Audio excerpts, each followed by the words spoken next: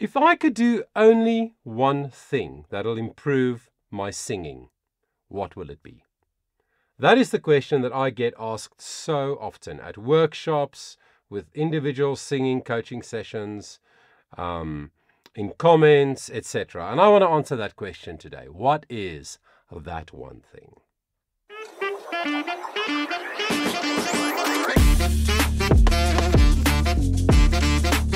Yes! I love him so much. Full voice, again connected, but much more breath flowing. Don't want a mic stand just hanging around. Keep me where the light is. Yeah.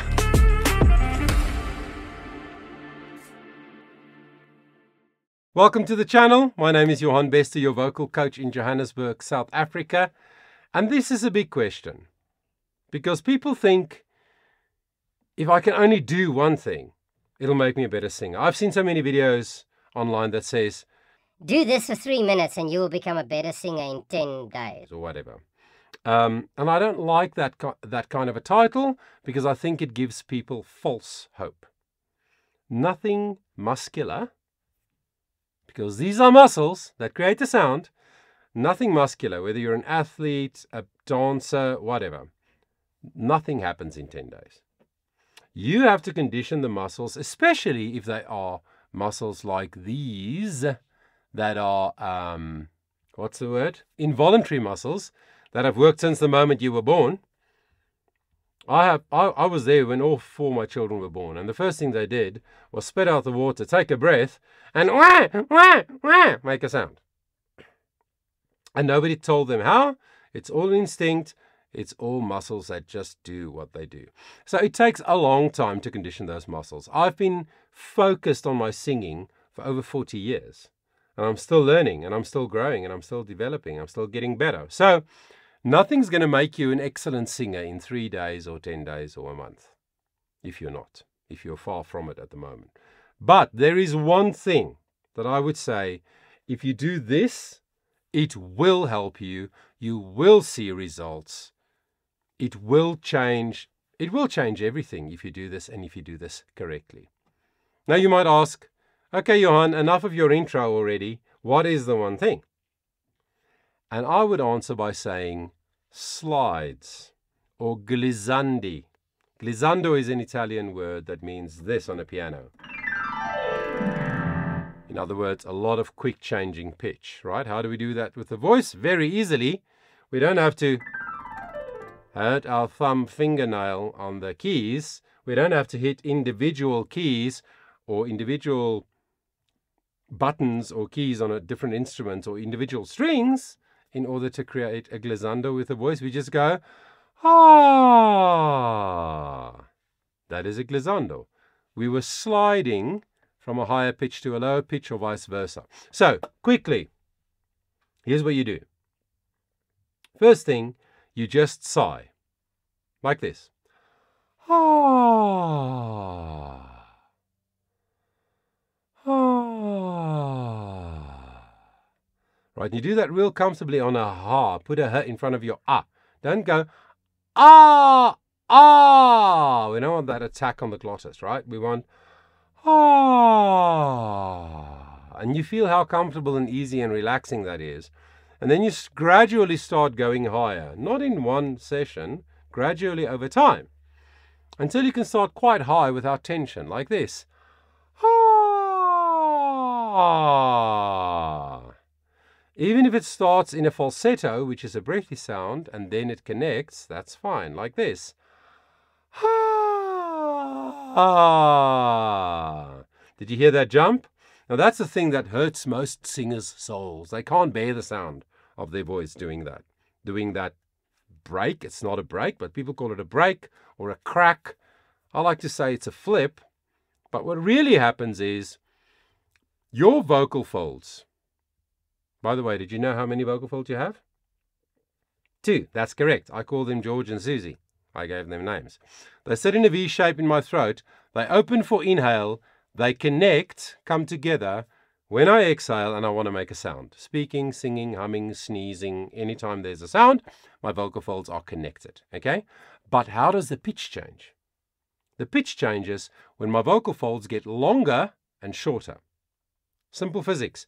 When they get longer, those two tiny little muscles, when they get longer, they get tighter and thinner. They vibrate faster at a higher frequency and produces a higher pitch. When they are shorter and more flimsy and thicker, then they produce a lower pitch. So if I do this, my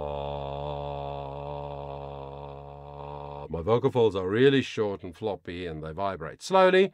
When I go, my vocal folds are tight and thin and they vibrate fast. Okay, so speaking. Speaking in many languages, especially English, messes up our natural functionality of our voice. Because babies and little children make high-pitched noises all the time. Have you watched 2, 3, 4-year-olds play outside? Or even indoors? They play vocally loud and high-pitched. No baby who is just born screams like this. Right? It's a high-pitched sound. So that is the most natural thing. But language takes it out of us. Not all languages, but most, and especially English. Because we speak quite low. So what does that mean? I told you your vocal folds have to get longer for a higher pitch, right? So if I only ever speak in a low range most days, most of the time, then my vocal folds only moves, stretches in a very limited way. Now, all of a sudden, if I want to sing a song that has a high note that is outside of that speaking range, now my muscles have to lengthen way more than what they are used to. Guess what? Your muscles are going to have a freak out. It's going to feel uncomfortable. And your muscles are going to think, oh, we need to change the way we work. And this is the problem. And this is how sliding, glissandi, slow motion sirens, call it what you want, is going to help you. Okay? Now there's a thing called register changes. Where the sound in your lower part of your range, where the sound resonates more in this area, so we call it a chest resonant sound, where that sound has to change because of the frequency to sound that resonates more above the larynx and in your head spaces here, and we call that head resonance. And that I call a register change. Some people call it a break, some people call it the passaggio, which is the Italian word for it, that transition. There's all kinds of words for it, but for me it's simple. The resonance changes, and I have to learn to deal with it. I have to teach my muscles how to deal with it. So, back to my opening thing. I slide from a higher pitch to a lower pitch by just sighing. Ah, and I go quite low, right? Ah, ah, and you must have this attitude. No matter what. I say to my singers when I coach them, do this, do that, do this, no matter what. This is the way we do it. We're not going to put pressure on the muscles. We're not going to have tightness and stress and strain. But the sound might go funny, but it doesn't matter. You stick to the plan. You stick to the program. You're going to teach those muscles that when they lengthen beyond what they are used to, they can do it in the same action, right? So firstly, we sigh. Secondly, we do a down, up, down. I call it dud for short. So I slide down in pitch like a sigh. I slide up in pitch and down again. It sounds like this. Ah.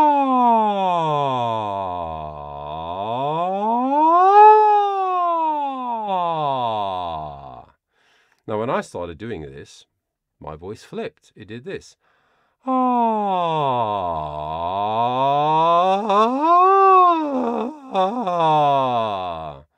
It did stuff like that. So now I have to fabricate it because my muscles work in a healthy way. Okay, so, but you might know what I'm talking about. It's that place where it sort of jumps or flips. But now I can do it because I've been doing this for years.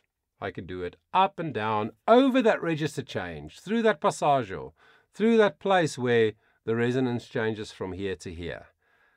And my muscles now above, in that place and above that place, pitch-wise, they don't freak out, they work in the same way, right? So you just do free slides and you don't measure it. You don't have to go start there and end there. Just do ah, ah.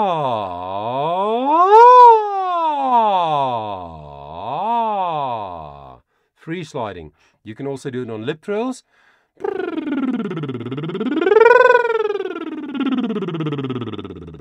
You can do it on an NG sound.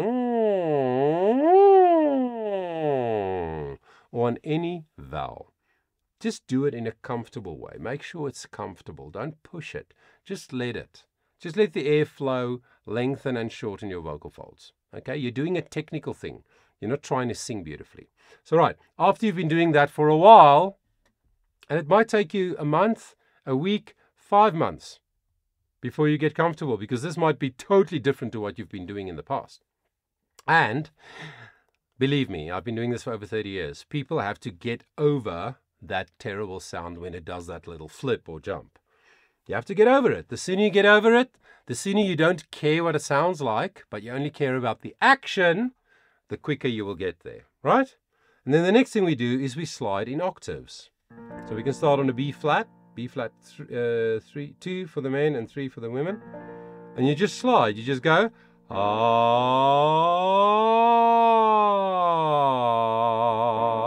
and you go up in semitones. Ah,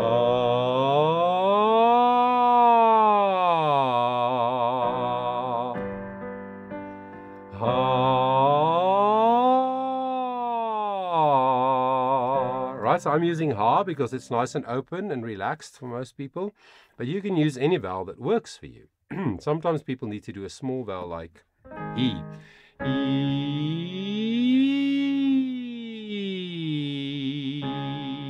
You could do who. Who.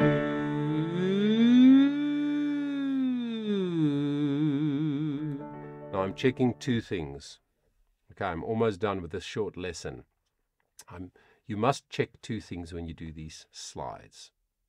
Number 1, your volume mustn't change during the slide. If I start really low, like a low F,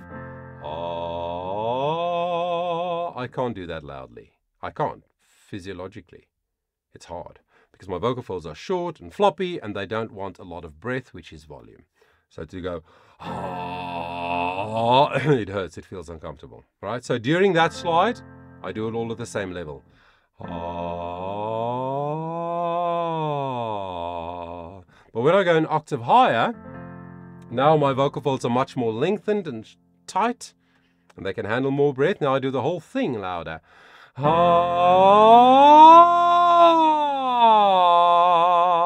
Does that make sense?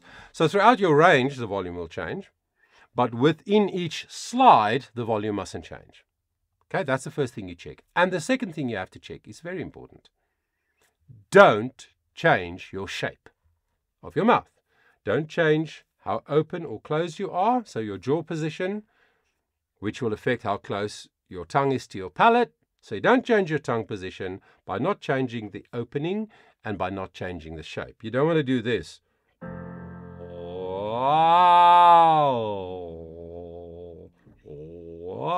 If you change the shape, your sound will change. But Johan, why? Why is that important?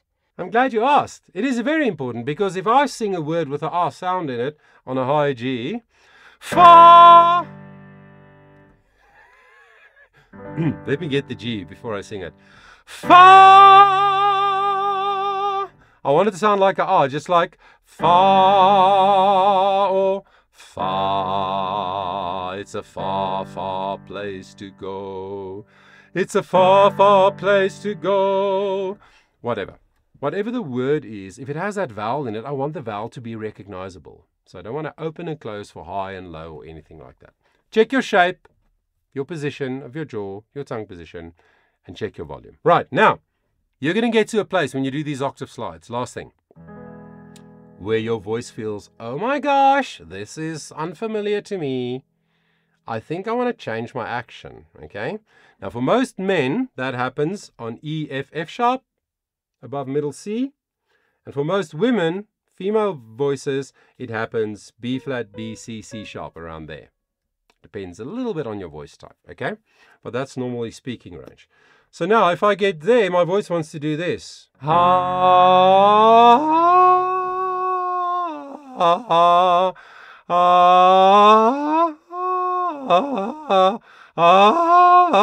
wants to do that thing, right? Like Tarzan. Maybe you're too young. Tarzan in the woods. Okay. That thing. It wants to do that. Why? The vocal folds are together, right? We talked about that. When you make a sound, they connect. Then they get longer and they stay connected. But then when they get to that place where they go, oh my gosh, this is unfamiliar, then they separate slightly.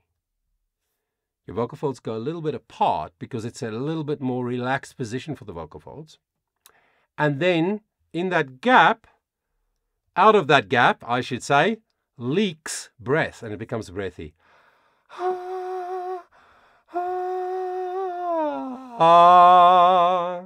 Right. So now what I do is I allow it to happen. I just allow it. What is that phrase I said? No matter what. So I go,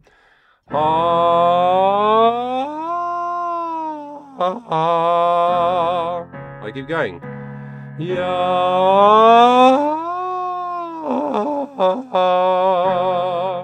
Right? Whatever.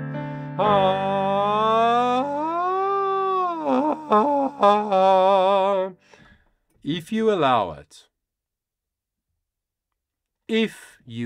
it to do that, eventually your muscles will have that slight disconnection and then connect again. And eventually they will stay connected and you'll be able to do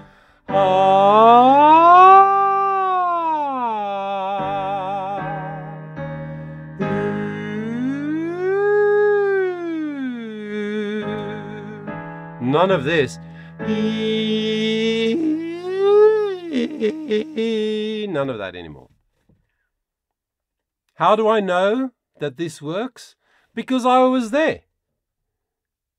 I was once a singer who had that register change where my muscles thought we have to change the action and become this breathy, uncontrollable, not so nice sound. And then I learned these principles mainly from a man called Per Bristow, Sing with Freedom. You should check it out. Changed my life. I started to do these exercises, understanding the physiology, understanding that when I train my muscles, I don't have to make a beautiful sound. I'm not singing a song. I'm not performing. There's no audience. There's no microphone.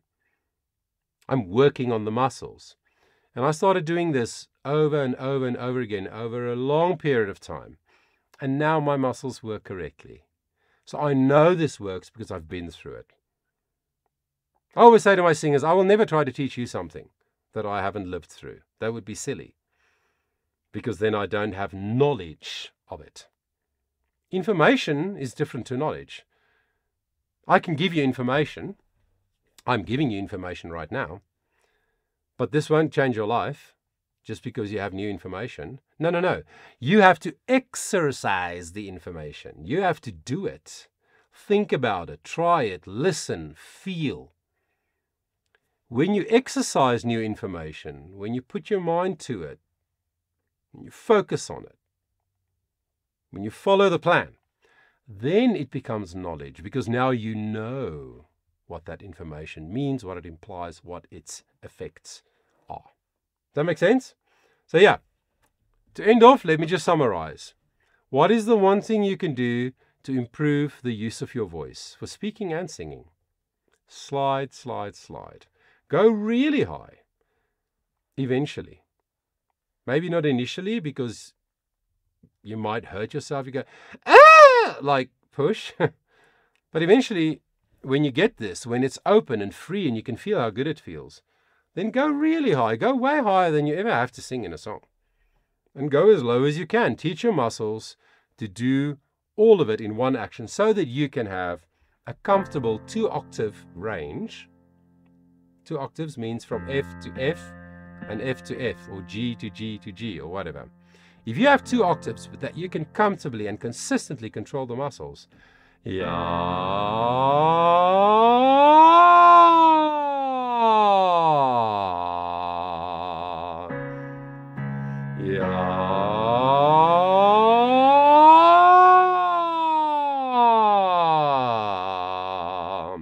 So if you have 2 octaves, G to G, A flat to A flat, B flat to B flat, F to F, whatever, you will have so many songs to choose from to sing.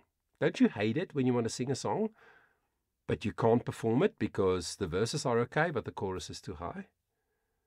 Or if you move it, then you have to change the melody so much so your voice can cope with the range. I hated that, so I changed it. And you can change it too. So I'm glad you spent the time with me. Thank you for investing in yourself. Try this out. If you've never done it, try it out and let me know in the comments how it worked for you. I would love to hear from you. And there will be more videos like this coming on the channel where I do short introductory teachings on foundational topics of singing. And then who knows, there might be some more extensive stuff coming, even a little course that unpacks it beautifully, and that'll take you through the whole thing step by step. My heart is to help you, because I know the frustrations, and I know also now the freedom to be able to do a wide variety of things with my voice. My name is Johan Bester. Thank you for spending the time with me. And I want you to remember, this is important. Your voice matters.